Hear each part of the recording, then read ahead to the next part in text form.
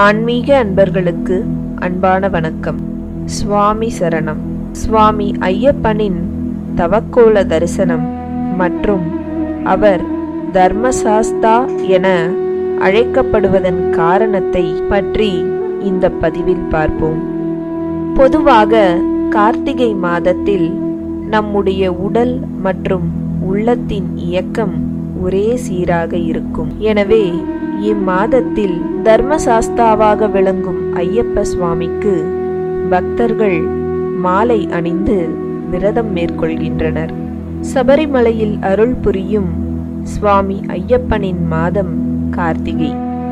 கார்த்திகை மாதம் மாலை அணிந்து மார்கழியில், அதாவது 48 நாட்கள் விரதம் இருந்து ஐயப்ப சன்னதிக்கு பக்தர்கள் செல்கின்றனர். சுவாமி ஐயப்பன் நமக்காக சபரிமலையில் தவம் இருக்கிறார்.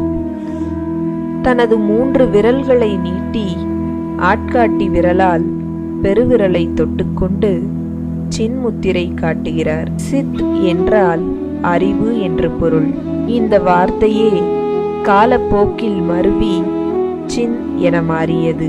எது உண்மையான அறிவு என்பதை விளக்குவதுதான் இந்த சின்முத்திரை. சின்முத்திரையுடன் தியான கோலத்தில் உள்ள ஐயப்பனை கண்குளிர தரிசிப்பதால் பிறவிப் பயனை அடைந்த ஆனந்தம் கிடைக்கும்.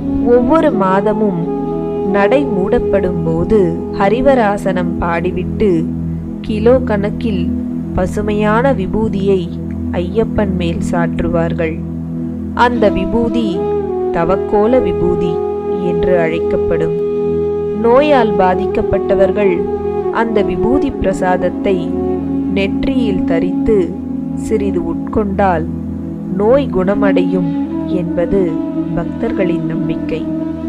அத்துடன் சுவாமி ஐயப்பனின் சின்முத்திரையின் மேல் ஒரு ருத்ராட்ச மாலையை போடுவார்கள். இதற்கு தவக்கோலம் என்று பெயர். அப்போது ஒரு விளக்கையும் ஏற்றி வைப்பார்களாம்.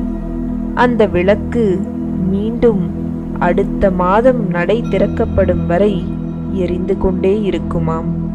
இந்த அதிசயம் தவறாமல் சபரிமலையில் அரங்கேறுகிறது.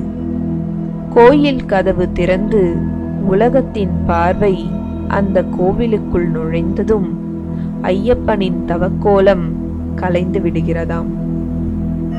அடுத்த நிமிடமே அந்த விளக்கும் அணைந்து விடுகிறது.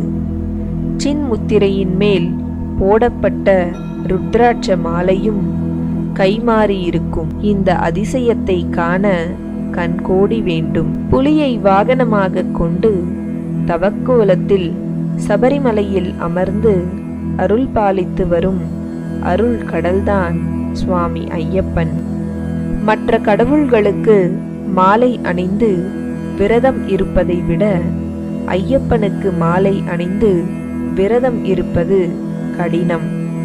என்றாலும் ஐயப்பனுக்கு மாலை போடும் பக்தர்கள் அதிகம். ஐயப்பனுக்கு தர்மசாஸ்தா என்ற பெயர் உண்டு.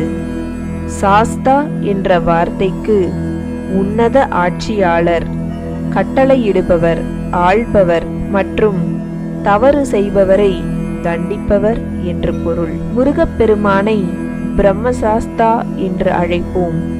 ஏனெனில் அவர் பிரம்மதேவருக்கு கட்டளையிட்டவர். ஹரிஹர புத்திரனை தர்மசாஸ்தா என்று அழைக்கப்பட காரணம் அவர் தர்மத்தை நிலைநாட்டி ஆட்சி புரிபவர். தர்மம் என்பது மனித வாழ்வின் ஆணிவேர். தர்மம் சர, அதாவது உண்மையை பேசு என்று வேதம் கூறுகிறது. இந்த தர்மமானது ஒரு மனிதன் அறவழியில் நடப்பதற்கான பாதையாக இறைவனால் ஏற்படுத்தப்பட்டது. ஒருவன் எப்போது தர்மத்தை நிலைநாட்டுகின்றானோ அப்போது நல்ல செயல்கள் அனைத்தும் தானாக நடக்கும். கிருஷ்ண பரமாத்மாவும் கீதையில் இதைத்தான் சொல்கிறார். எங்கு தர்மம் அழிகிறதோ நான் அங்கு வந்து தர்மத்தை நிலைநாட்டுவேன் என்றும், இந்த தர்மத்தால் தான் அகிலம் தழைத்து நிற்கிறது என்றும் கூறுகிறார். ஒருவன் எப்போது தர்மத்தை நிலைநாட்டுகின்றானோ அப்போது அந்த செயல் இந்த அகில உலகத்தையும் பாதுகாத்து அவனையும் தெய்வீகமானவனாக மாற்றுகிறது.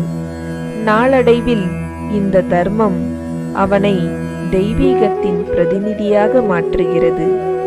அந்த தர்மத்தை நிலைநாட்டும் பகவானாக ஐயப்பன் இருப்பதால் இவரை தர்மசாஸ்தா என்று அழைக்கிறோம். இந்த வீடியோ உங்களுக்கு பிடிச்சிருந்தா லைக் பண்ணுங்க, ஷேர் பண்ணுங்க, கமெண்ட் பண்ணுங்க. மறக்காம நம்ம சேனலுக்கு சப்ஸ்கிரைப் பண்ணுங்க. நன்றி.